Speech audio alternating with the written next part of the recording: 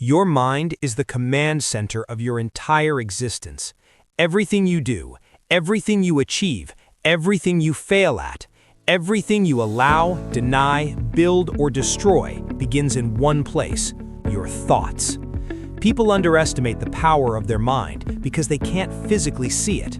They focus on muscles, money, skills, external achievements. They count what's visible and ignore the engine hidden underneath. But the truth is simple. If you lose the battle in your mind, you lose everywhere else. Every victory is won mentally before it's won physically. Most people are mentally untrained. They let random thoughts run the show. They allow fear, doubt, overthinking, and insecurity to sit in the driver's seat, and then they wonder why their life moves in circles. Your mind will always create one of two things: momentum or paralysis. It will generate clarity or confusion, discipline or chaos. You must choose which one you feed. Your mind is constantly receiving signals, fears, past experiences, emotional urges, instincts, impulses. If you don't regulate these signals, they control you. If you don't command them, they command you. People talk about controlling their life, but control is impossible without mental governance. You don't control your habits until you control your thoughts. You don't control your reactions until you control your interpretations. You don't control your behavior until you control the internal dialogue that precedes every decision. To take command of your mind, you need three things: awareness, discipline, and intentional input. Awareness means you catch what you think before it becomes behavior. You observe your mind instead of becoming a servant to it. When fear whispers, you don't obey blindly, you question it. When doubt appears, you don't freeze, you analyze it. When emotions surge, you pause before reacting. Awareness creates space between stimulus and response, and that space is where personal power lives. Discipline is the next layer. Your mind is like a muscle. If you don't train it, it weakens. If you don't challenge it, it collapses. Discipline means forcing your thoughts into alignment with your mission. It means cutting mental noise, killing excuses, directing your attention with precision. The disciplined mind doesn't wander, it moves with purpose. Intentional input is the food you feed your mind. If you consume garbage, negativity, chaos, distractions, you become mentally malnourished. If you feed your mind strength, books, discipline, silence, purposeful challenges, you fortify it. You become dangerous in the best way. Your mind is not naturally your ally. It is built for survival, not success. Its instinct is to avoid pain, conserve energy, and stay safe. Your job is to override instinct and install new programming. You train your mind to embrace discomfort, pursue clarity, and attack challenges instead of avoiding them. Everything in your life reflects your mental state. If your mind is scattered, your life is scattered. If your mind is disciplined, your life becomes disciplined. You either operate your mind or your mind operates you. There is no middle ground. When you master your thoughts, you master your reactions. When you master reactions, you master your habits. When you master your habits, you master your life. There is no greater power than the ability to command your own mind. It is the birthplace of discipline, resilience, strategic thinking, and purpose. Train it like a weapon, sharpen it daily, protect it fiercely, because until your mind becomes your ally, everything else becomes your enemy. Comfort is seductive. Comfort is soft. Comfort is convenient, familiar, predictable, and easy. And comfort is the single greatest threat to your potential. Growth cannot and will not happen inside comfort. Every meaningful transformation, physical, mental, emotional, professional, requires discomfort, pressure, resistance, stress, pain. That's the formula. There is no alternate route. The problem is that most people live in a psychological bubble built on ease. They avoid challenge, they avoid risk, they avoid honesty. They avoid anything that exposes weakness. They chase pleasure like it's oxygen and treat discomfort like poison. But discomfort isn't poison, it's the antidote. It exposes your limits, and exposure is the only way to expand them. Every time you choose comfort over challenge, you weaken your inner structure. You reinforce mental softness. You build habits of avoidance. You teach your mind that you're not capable of handling difficulty, and the mind listens every time. Comfort steals your edge slowly, quietly, day by day, until one day you wake up and wonder why you feel stuck, uninspired, and average. Growth requires friction. The mind grows the same way muscle grows, through stress, through controlled strain, through micro failures that eventually produce macro strength.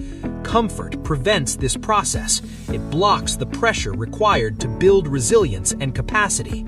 A strong mindset does something different. It runs towards challenge. It voluntarily chooses the harder path. It selects discipline over ease, truth over illusion, effort over rest, exposure over protection. A strong mind understands that comfort is temporary pleasure, but permanent weakness. Discomfort, on the other hand, is temporary pain, but permanent power. You must rewire your relationship with discomfort. Instead of seeing it as something to endure, see it as something to embrace. Instead of asking, "How do I avoid difficulty?" ask, "What difficulty will make me stronger today?" This shift alone separates you from 95% of people. Growth is never passive. You don't grow by hoping. You don't grow by intending. You grow by doing the hard things repeatedly until they change you. You train your mind to tolerate discomfort so that adversity becomes familiar instead of frightening. When you choose discomfort daily, something critical happens. Your threshold shifts. What once overwhelmed you becomes manageable. What once scared you becomes normal. What once seemed impossible becomes routine. This is how winners are built, increment by increment, pressure by pressure, decision by decision. Comfort is the enemy because it blinds you. It whispers, "You're fine as you are." It convinces you that improvement is not necessary. It shields you from the honesty required to see your flaws. But discomfort reveals everything. When you're pressured, your real character shows. When you're challenged, your real strength or weakness emerges. That exposure is priceless. You need it. You must seek it. If you want a powerful mind, comfort must become suspect. You must look at anything that feels too easy and ask, "Is this making me weaker?"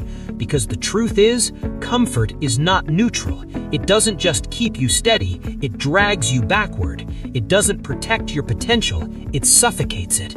Step into discomfort daily, cold, deliberate, intentional discomfort. Not to punish yourself, but to grow yourself. That's how you forge the mindset required for extraordinary results. Everything you do flows from who you believe you are.